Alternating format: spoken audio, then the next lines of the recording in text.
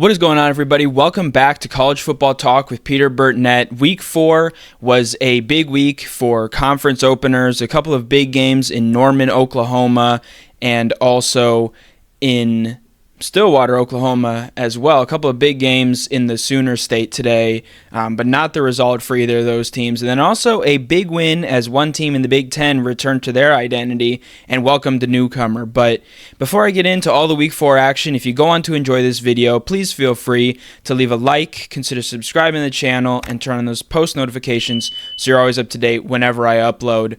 Starting things out, going over the Friday action, we had a ranked matchup in Lincoln, Nebraska. Luke Altmaier and the Fighting Illini of Illinois emerge with a 31-24 win in overtime over the Cornhuskers. It was a good defensive effort, a really big defensive effort late in that game. The Illini now have 2 wins over then top 25 teams. Kansas dropped out after their loss to Illinois a couple of weeks ago. I imagine Nebraska will as well, though I bet they'll be among those first teams out receiving votes. Luke Altmaier had I think, 2 passing touchdowns in the game. Overall, had a solid game at quarterback. But really, it was a couple of mistakes by Nebraska late in the game.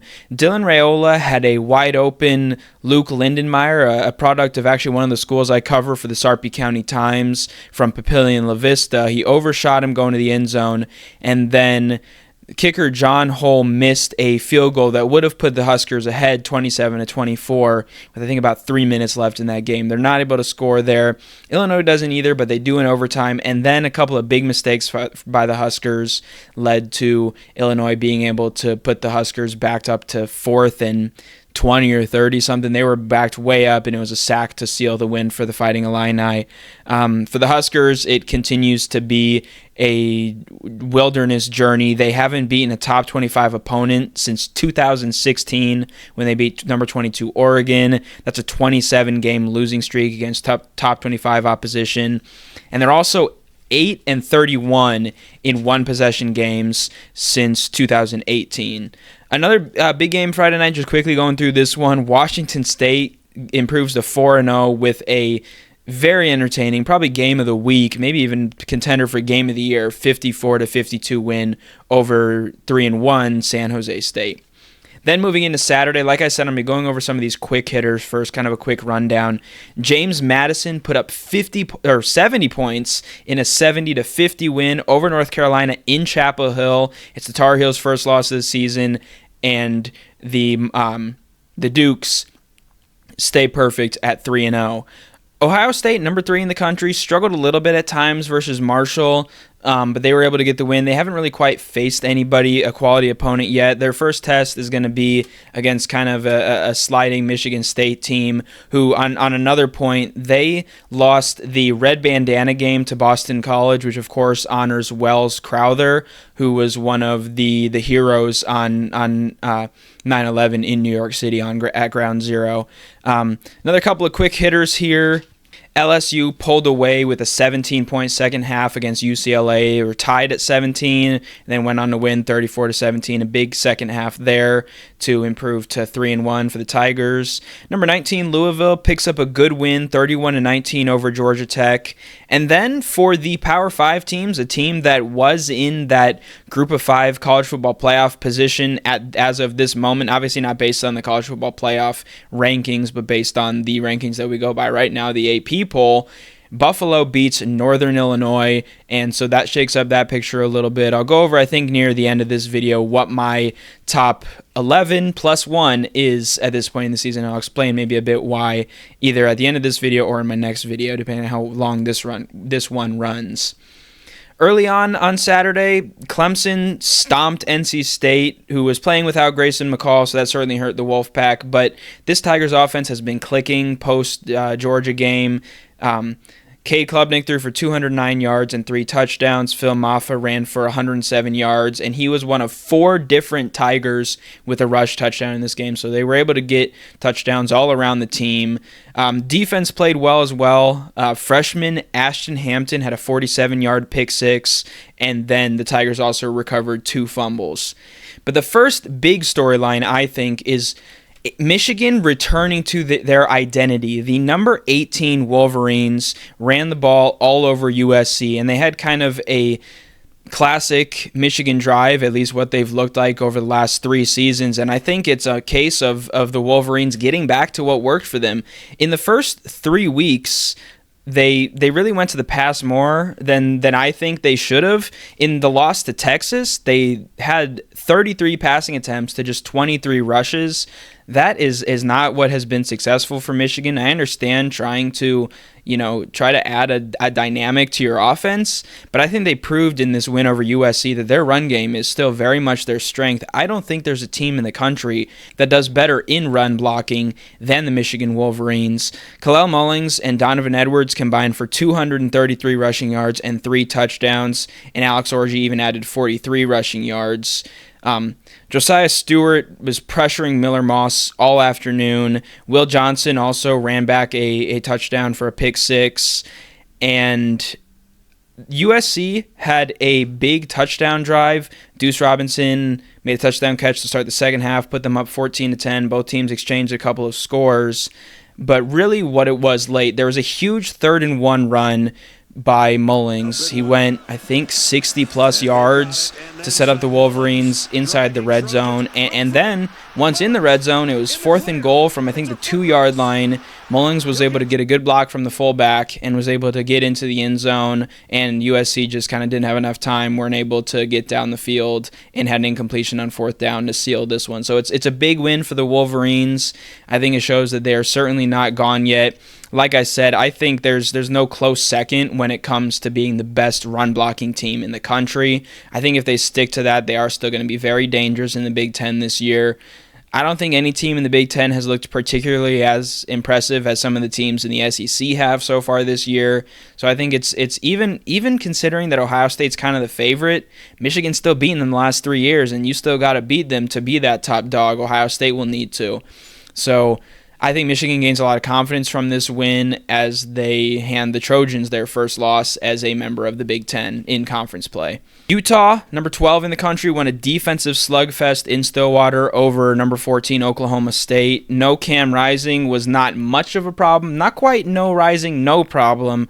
Isaac Wilson, yes, Zach Wilson's younger brother, threw a couple of interceptions, but Micah Bernard rushed for 182 yards, and the Utes held off an Oklahoma State rally to earn a 22-19 win. I think they, with this win, proved themselves as the best team in the Big 12.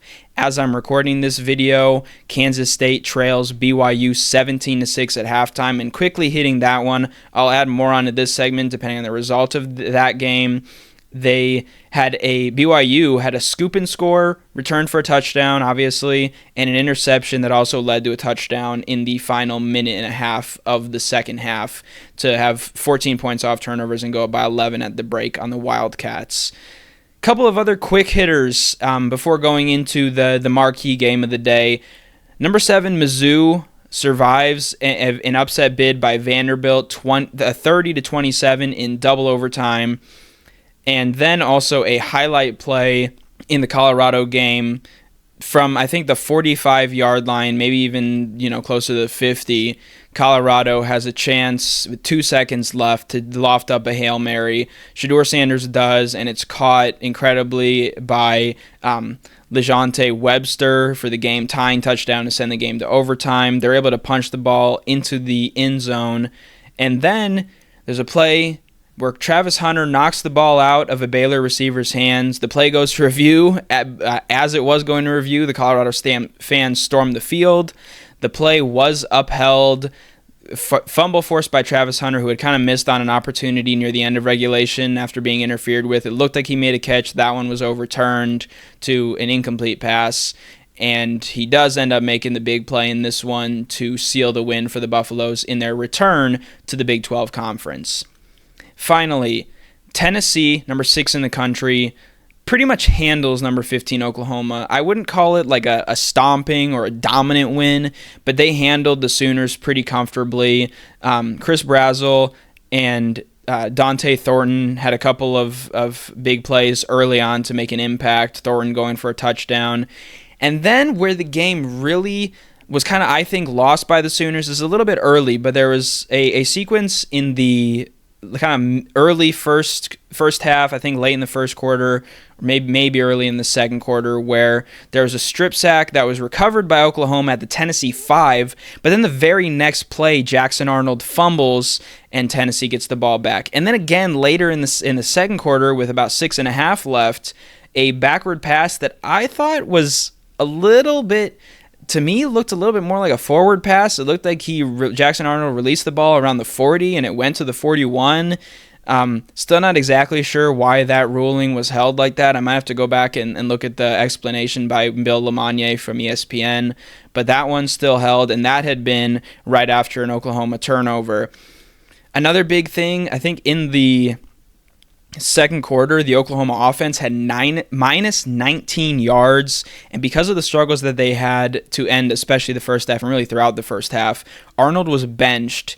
And what Oklahoma did get was a positive showing from Michael Hawkins Jr. He was able to throw for a touchdown. Also, I think nearly ran in one, was stopped just short to force fourth and goal. I think they punched it in anyways. Really an acrobatic, lay it on the line type play where he was flipped over and just short of the goal line. But overall, Tennessee gets the win, and they really, on their schedule, I think the only two tough games that they have are obviously the third Saturday in October against Alabama on October 19th. And then in November, they go to Georgia. I think it's November 16th. I'll make sure I get the correct date on that one. But those are really only the two big games. I think if they win just one of those games, it's a clear path to the college football playoff. Or not to the college, to the college football playoff for sure, and I think even to the SEC championship game if they're able to win just one of those games. Texas is still looking like the top dog, but the fact that they don't get Texas is really big for the Volunteers. And the way they're playing, I almost think they could keep up with the Longhorns. They also don't play Ole Miss, so really it's Alabama and Georgia. They win one of those games, and they are right in that SEC championship game picture, and certainly in the playoff picture. I mean, this was one of the big games in front of them. They didn't have many this season. They crushed NC State earlier. That one, I think the Wolfpack are nowhere near as good as maybe myself and others expected them to be, but a huge win for the Volunteers. But let me know your thoughts on the Week 4 action. But that's all for this episode of College Football Talk. I'm your host, Peter Burnett, signing out. Peace.